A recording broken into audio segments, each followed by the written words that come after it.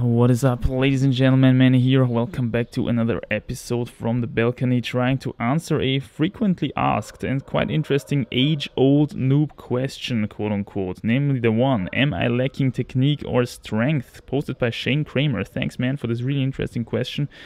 I'm gonna try to give you in this video some parameters, or what should I call them? Some markers, maybe, that I can tell you here from distance, which you can check yourself at your climbing style, your own climbing style, to try to assess whether it's really strength or technique that you are lacking at the moment. Obviously this is not easy, right? Because the easiest thing would be to just simply look at the climber and then analyze his climbing style and then make a suggestion from that, right? But here are some markers, and I have used these myself when I did some coaching with people, when I met them for the first time. Then we tried to assess some of these points, and we could give a quite accurate prediction to whether it is actually strength or technique that is lacking. Anyway, first of all, is we're gonna simply take a look at your max red point outdoor or indoor grade, when it comes to rope climbing, lead climbing, that is.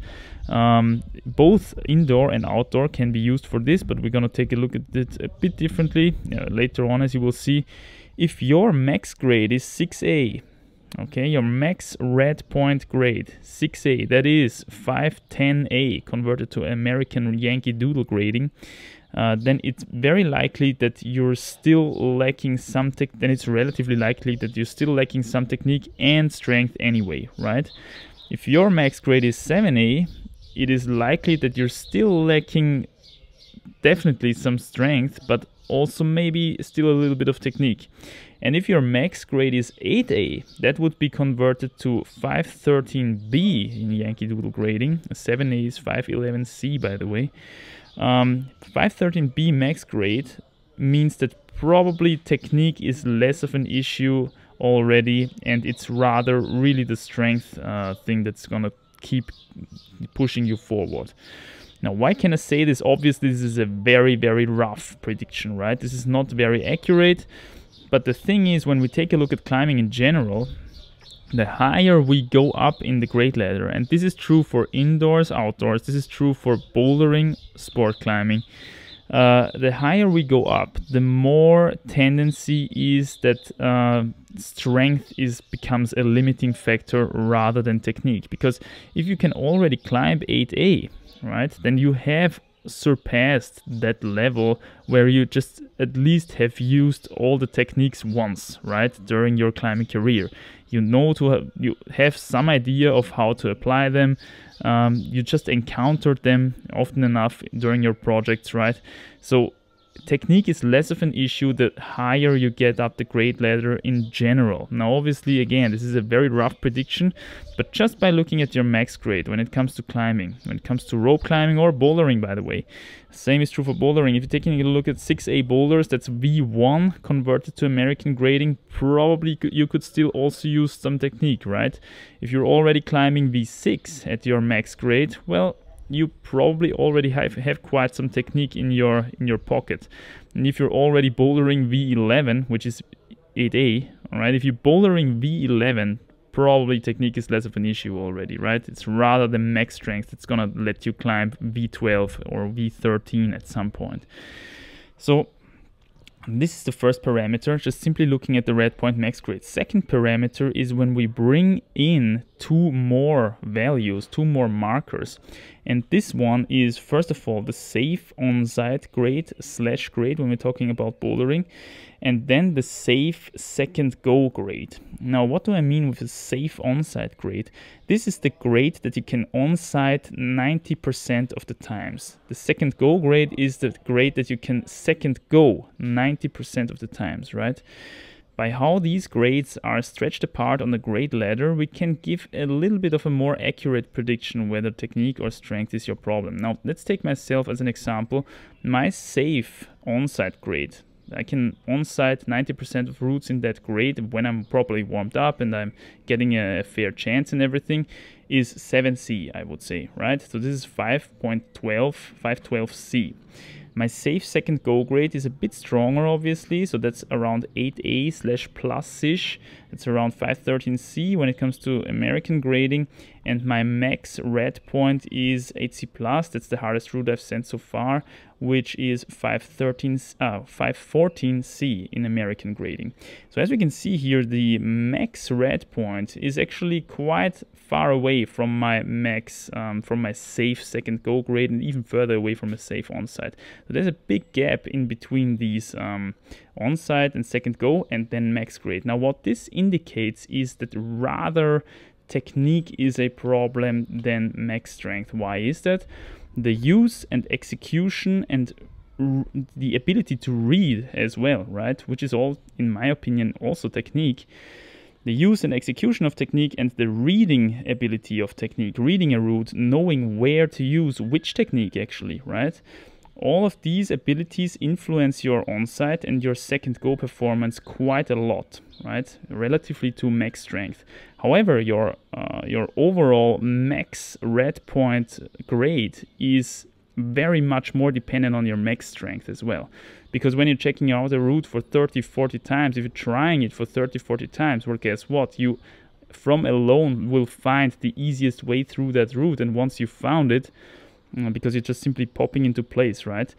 Then it's just about executing that and using your max strength, right? If you get more max strength, if you get more conditioning, better finger strength to body weight ratio, then at some point you will just crack it. What we're doing here essentially is we're assuming that second go and on-site climbing requires, relatively speaking, more technique than max strength compared to max red point performance, right? So if these are far apart, well, you could say that technique might be an issue. There is two exceptions though to this rule, and I want to point these out as well. First of all, if you're at your genetic overall lifetime max grade, quite close at least already, then this goes a bit out the window as well, because what tends to happen then is that max grade keeps improving just slightly, so a little bit always more as you're getting even more conditioned and even more max strength compared to body weight. But the on-site and second go level doesn't grow in the same relation anymore, right? So it appears to be that as climbers get to their overall potential, the second go and on-site performance starts to lag behind a bit, and only the max, real red point max grade creeps up even further, right? So second exception is if you're a super endurance-y climber. If you're a super endurance specialist, and I've talked about this before, this is often very true with competition climbers or past competition climbers who trained a lot of endurance, who did a lot of mileage in the gym. They have crazy endurance, and for these people it's often that their on-site and second go grade is very, very close to their overall max grade red point style, right? So this is just simply because they have so much time on the route, because they have so much endurance, that if there's not a significant boulder crux which is kicking them out of the route, they just simply gonna climb through it, right? They're shaking their way through this route. This is also very often true with kids, for example, because they are very light. But anyway, these are the exceptions of this rule. This second point here, analyzing second go grade and on-site grade compared to your overall red point max grade, gives a bit more of an accurate picture of your situation when it comes to technique versus max strength. Now we could talk about this in terms of bouldering as well. What's your flash grade, right? Your safe flash grade, the grade where you can flash 90% of the problems, compared to your max grade, right? To your max bouldering grade, whether that's indoor or outdoors. And here again, I would say if you are stretched apart here quite a lot, for example, for me that's the case. I think my safe flash grade in terms of bouldering is maybe 7A or something, while my max grade is something at 8B, right? The hardest problem that I sent outdoors was 8B. I think it converts to V13 in American grading. Quite stretched apart, so my bouldering technique might not be at its best, right? I have to say here though again that with the 8B, I was working super close at my overall potential already, right? Probably. So yeah, here it goes a bit out of the window again. So let's use modern technology a little bit. When we hit point 3 in this list, we put a camera down and we take a route which is at safe second go difficulty for you. And the characteristics of this route is it must be a vertical to slightly overhanging 15 meter long power endurance line. So these are the characteristics that you want to achieve, whether that's outdoors or indoors. It matters a bit whether it's outdoors or indoors. We're going to talk about that in a second. But these are the overarching characteristics of this line, and then actually film your second go. So what you did with this line is you tried an on-site because your safe second go grade should be a more or less safely and good on-site attempt, right? So you fail the on-site actually, and then you film your second go. And when you film this second go, you're taking a look at the following things. First of all, simply your climbing speed, your climbing time, okay? If we are on the outdoors, if you're faster than 3 minutes, so if you can climb this route, this 15 meter slightly overhanging power endurance route in under 3 minutes, that indicates quite good technique, right? If you're taking between 3 to 5 minutes, you could be faster. It indicates still maybe good technique, but maybe you just have a lot of endurance and shake your way up, who knows. If you're taking longer than 5 minutes though, technique could definitely be an issue, right? You could climb a lot faster on this one. You could probably climb a lot more efficiently. And that indicates for me, maybe you forgot something, you had trouble reading some sequences, all of which is technique, all of which gives indications of how good your technique is. So the slower you get here, the more technique might be an issue. And the same is true when we're talking about indoors. Just because we're indoors, we reduce the time even a bit. So we say if you're faster than 2 minutes, it's good technique.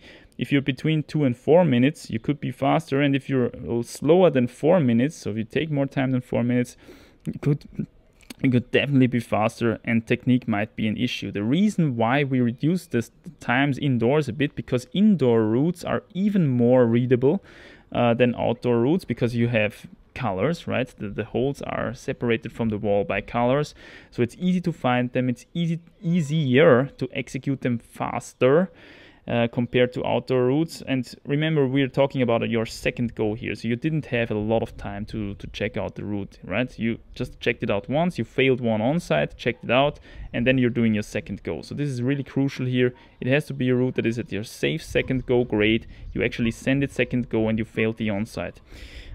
So here we have this kind of parameter, I would say, the speed parameter and how fluently you climb. Apart from climbing time, you also might want to take a look at other things on this second go. And here we come to point number 4 in my list here, which is, do you see drop knees? Do you see flags? Do you see hooks, right? How many techniques can you spot? Do you not spot any flag, any drop knee at all? Then this indicates, especially on a 15 meter power endurance slightly overhanging to vertical climb, that you're probably having some problems with technique. Why is that? Because routes with these characteristics often contain at least a couple of drop knees or some sequences where these techniques are more efficient than just simply a frontal climbing style. But the route, as we talked about before, is at safe second go grading for you. So you could actually also power it through frontally, right? With a less efficient climbing style, because it's relatively easy for you. It's quite far away from your max red point grade, right? So the thing here is we want to take a look at whether you're making use of your technique actually, and you're managing to read those sequences where the use of technique is more efficient than if you just skip it and climb through it frontally, right? So can you spot drop knees? Can you spot flags? I think a route like this, on average, 15 meters, slightly overhanging power endurance, should be at least 3 sequences where a drop knee should be more efficient than a frontal climbing style. I mean, Obviously, I can't give you here a safe number to go for because all routes are different. All routes are different in the characteristics, and it could well be that you just by coincidence picked a route which is just completely climbed frontally, the most efficient way, right? It's very unlikely though. On average, you should have some drop knees, some flags in there, even some hooks maybe. And if you can spot these techniques on your second go, which you filmed, right, then you might be on the right track there. Also, how flowy is your climbing style? Are you fast with your feet? Do you hit your footholds? All these parameters, these markers, so to say, can help you to evaluate your technique. The smoother your climbing style, the faster you're also gonna be, right? That's why we have the climbing time value as well. The smoother your climbing style, the better. The more fluent your technique, the better. The less mistakes on foot switches, the better you hit your footholds, even when it's small footholds, right? All these indications give you a good picture actually of how good your technique really is. Here another little detail maybe, this is especially true when it comes to indoor routes, because indoors route setters actually, especially in the mid grades, try to force these techniques onto you. Right, so if you can skip and ignore these techniques, especially indoors where route setters are drilled, they are actually educated to put these techniques into their route, well then you're probably having some trouble with reading technique and executing technique, right? Indoors, especially more so than outdoors, you should spot a couple of techniques like drop knees, flags and hooks. So let's move on to point number 5, which is just very simple. You need a hangboard for this, something like a Beastmaker 2000, and then you simply take a look at your max red point grade, whether that's bouldering or route climbing, and then you just simply ask yourself the question, can you hang one-handed on the middle Beastmaker edge? This is already a really tough exercise.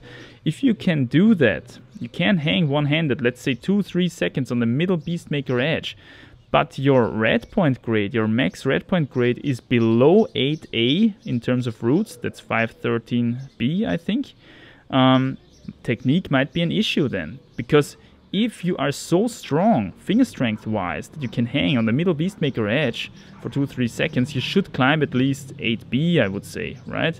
In terms of max grade. So just by looking at a sheer hang, a lift, a certain lift that you can try at home, we can already give a quite accurate prediction to where your technique actually is relatively to your strength, right? The same is true if you can do a one-armer on the middle Beastmaker edge, right? You should climb at least 8B, man, at 8B route grade, rather 8C actually, right? If you can do one-handed hang on the side edges of the Beastmaker 2000 and maybe even a one-armer, if you can do a one-armer on these, you should definitely climb 9A, right? In terms of max red point grade. If you can only do hang one-handed, maybe 8C or something like that. So these are the numbers, at least the lifts at least that I can pull on the Beastmaker 2000. I cannot pull the one-armer on the lateral edge. That's why I cannot climb 9A at the moment. But anyway, if you're already really strong and you're able to pull off these lifts, that should give you an indication as well, right? Whether you could still work on your technique, on your speed, or whether it's still your strength that's holding you back. And the same is true for bouldering. I think if you can pull a one-armer on a lateral Beastmaker 2000 edge, you should be able to boulder something along the lines of 8B plus 8C or something, right? If you can hang only on if you can hang on the middle Beastmaker 2000 edge, in terms of bouldering, that's roughly where I'm at the moment. Yeah, bouldering 8A, 8A plus, maybe 8B or something along those lines, right?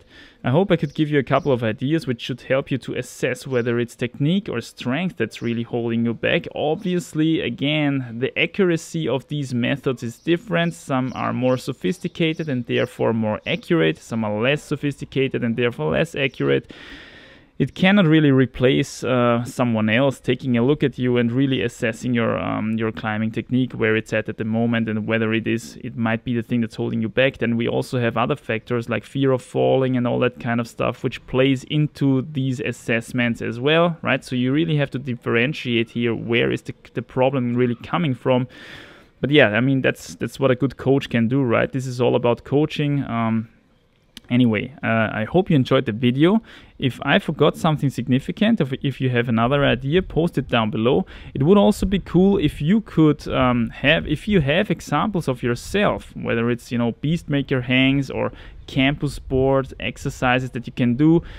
If you have your assessments and maybe from your training diary or something, post them down below and post your safe red point, your max red point grade, your safe on-site grade, and your safe second go grade down below, so that people can get an idea of where they are at, you know, compared to these other people in the comment section. That would be interesting. Thank you for your attention as usual. Thanks for the great question, and I'll see you soon in the next one, guys. Bye.